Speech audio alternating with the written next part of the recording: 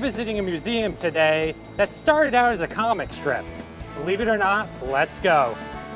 This is Ripley's Believe It or Not. Who is Ripley, or who was Ripley?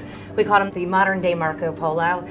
He was the very first person inducted into the Cartoon Hall of Fame and has the longest running cartoon series in the world. During the Great Depression, he was one of the few Americans to actually amass his fortune, and he traveled around the world. He was the world's first a lot. He was the first person to do a radio broadcast underwater. He was the first person to do a radio broadcast that was transmitted to multiple continents at one time. Wow. And sometimes when people are confused about what we do as a museum, I always say, well, believe it or not, when do you use that expression? Something so crazy that you can't believe it. You can't believe but it. It's true. But it's true. And actually, and to let me go back, his very first cartoon, so he, at the time, was doing a lot of sports-related stuff, and he was a sports cartoonist. So during the slow period, sports period, he came up with, it was called Champs and Chumps, and it was just unusual athletic feats. At the very last minute, crossed it out and wrote Believe It or Not.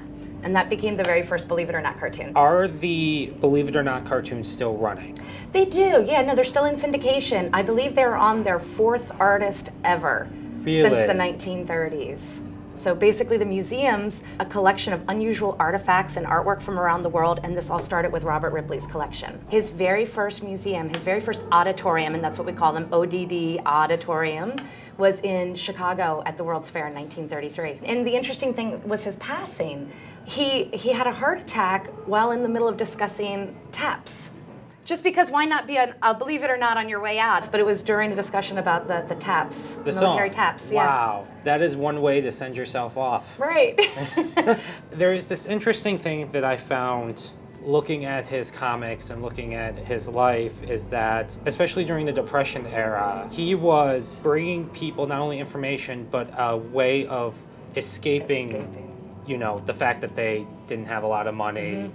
They could take some time and see these things.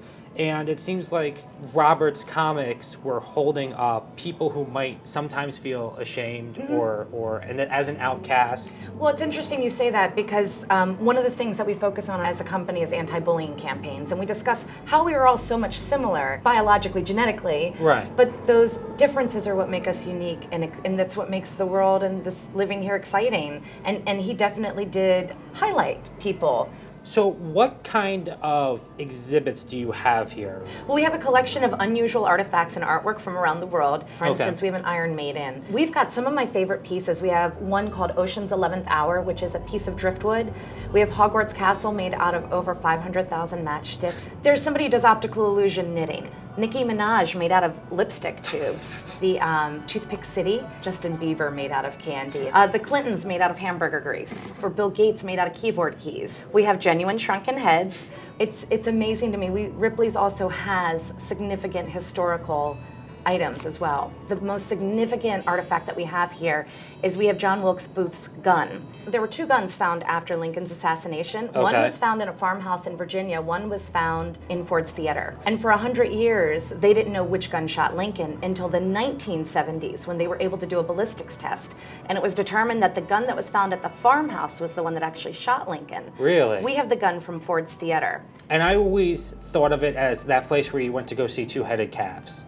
Yeah, which we also have. Which you also have. And what would you want somebody to take away from this place when they come to visit? Well, I think for me, I want their eyes to be open to the world and the cultures around the world, because that's really the niche that we fit into. If somebody wanted to learn more about Robert Ripley and his life, where should they go? Was just recently, this past year, a book written called A Curious Man, which is, as of right now, the definitive biography on Robert Ripley, and just so interesting about his life.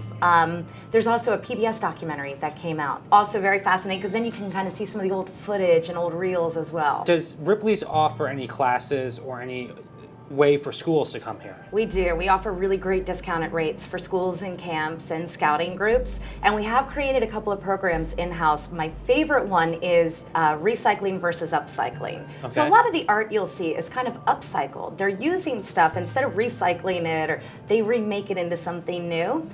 That is really, really cool. We have fun games for corporate groups too, to come in if they want to do something a little bit more irreverent than traditional.